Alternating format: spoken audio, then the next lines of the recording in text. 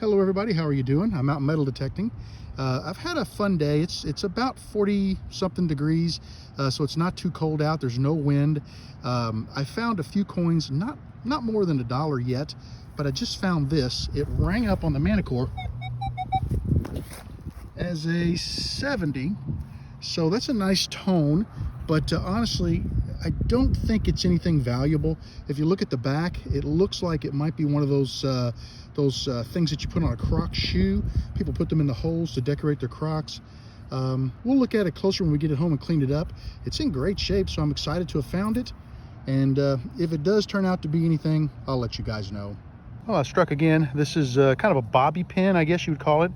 Says Kiss on it. It rang as a 49 on the detector. So not too bad. It's kind of interesting, and it's in great shape as well, so it hadn't been here that long. I just dug up part of a ring. This looks like the top of that ring. You can see on the bottom where the loop for the ring went. Junk, but still pretty cool.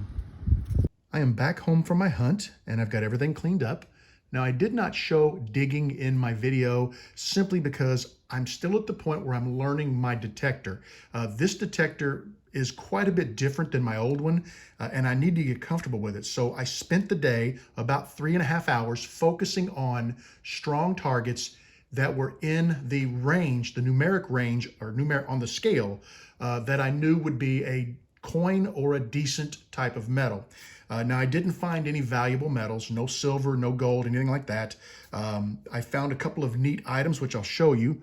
First off, I found this butterfly pendant, and it is made to go on a Croc shoe.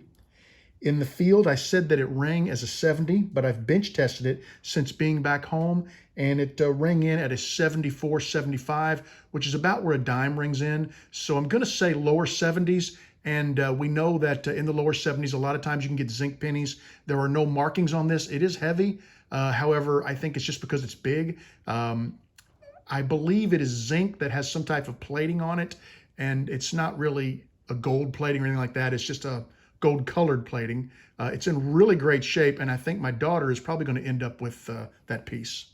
The next thing that I found is this little Kiss hair barrette. That's really kind of cute. It rang up in the field, I said, as a 57. Bench testing it, I got a 49. Both of those show as junk metal, but it did ring strong both ways, and that's why I went ahead and dug it. Probably some little girl lost this out of her hair, and it's really kind of a cute barrette. It's in great shape, but it's a little young for my daughter. The final thing that I dug, I thought was a piece of a ring. It is actually not. It's junk metal. I didn't mention what it rang in at in the field, but bench testing it, I got a 5758, which I don't have really anything listed for that in the shop. Now, I thought there were a couple of little pieces on the back where a loop of a ring might have hooked into, but as I cleaned this up, notice what I found. It's actually a pin. See, I was thinking that these are where the ring hooked in and it looped around, but you can see that is maybe a lapel pin.